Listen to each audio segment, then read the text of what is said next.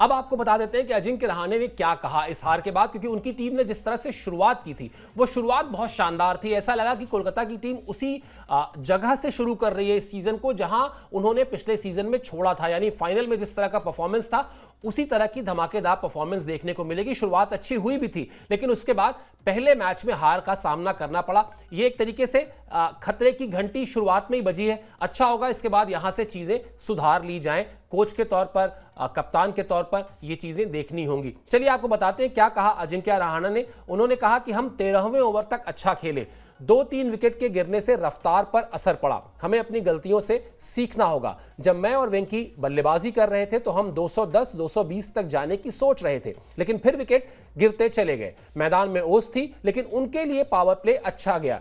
हम जल्दी विकेट भी नहीं ले पाए। हम इस खेल के बारे में बहुत ज्यादा सोचना नहीं चाहते हैं, बस एक यूनिट के तौर पर सुधार करना चाहते हैं अजिंक्य रहाणे।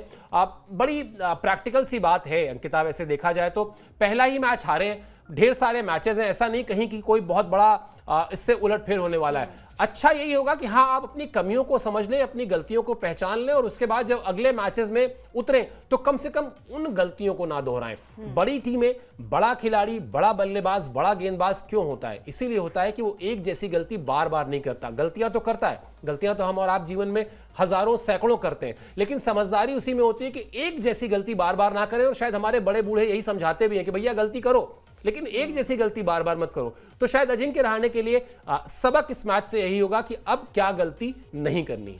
बिल्कुल। और जब आप स्टार्टिंग में मैचेस हारते हैं तो दिमाग में ये रहता है कि आगे वाला मैच आपको जीतना है, लेकिन वही है प्रोसेस। अगर आप फॉलो करेंगे, अगर आप गलतियां स्वीकार करते हैं तो फिर उसको आगे भी स्वीकार करिए, आगे के मैचेस में आप उसको बखूबी से इस्तेमाल करिए। और मैच बना हुआ था, बिल्कुल केकेआर की तरफ था। वो डिकॉक का विकेट गिरा और उसके बाद पारी को सही तरीके से संभाला नरेन ने और रहाणे ने अच्छी बल्लेबाजी की। 105 मतलब 100 से ज्यादा की पार्टनरशिप हुई, लेकिन उसके बाद विकेट्स गिरते हैं तो फिर झड़ी लग जाती है विकेट्स की, जहां पर वेंकटेश अय्यर भी नहीं चल पाते हैं। रिंकू सिंह का भी बल्ला खामोश नजर आता है। बाकी जो निचले क्रम की बल्लेबाजी होती है वो भी नहीं टिक पाती है और इस मैच को इजीली यहां पर आरसीबी की टीम जीत जाती है। क्योंकि अगर आरसीबी की टीम है तो आई थिंक हार ही है उनके सामने। हमारे मन में यही होता है कि हम हारेंगे ये टीम, क्योंकि आरसीबी के नाम अभी तक हार ही जुड़ा हुआ है। अभी वो सफलता जो है वो हाथ लगी नहीं है, लेकिन आरसीबी की टीम ने अच्छा प्रदर्शन किया और खासकर रहाणे ने पहली बार वो कप्तानी भी कर रहे हैं केकेआर की। तो एक मैच हारने से आपका मोराल जो है वो डाउन नहीं होता। आगे भी आप अगर फॉलो करेंगे, आप सही तरीके से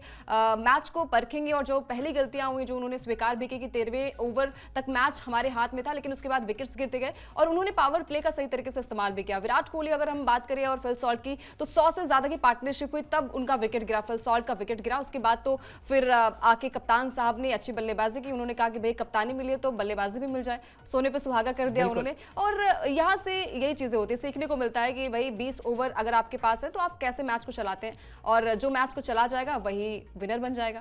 बिल्कुल वही विनर बन जाएगा। और विनर बनने के लिए जो सबसे पहली और सबसे बड़ी शर्त होती है मेरे हिसाब से, वैसे तो दुनिया में अलग अलग फिलोसोफर बहुत कुछ कहते रहे होंगे, लेकिन मुझे लगता है कि सबसे पहले अगर आप अपनी गलतियों को पहचान लें, स्वीकार कर लें और उसके बाद ये तय कर लें कि अब ये गलती नहीं दोहरानी है, तो आप सफलता की तरफ भले ही थोड़ा धीमे कदम बढ़ाएंगे, लेकिन कदम बढ़ाएंगे जरूर और वो सफलता आपको मिलेगी भी, चाहे थोड़ा वक्त उसमें लगे।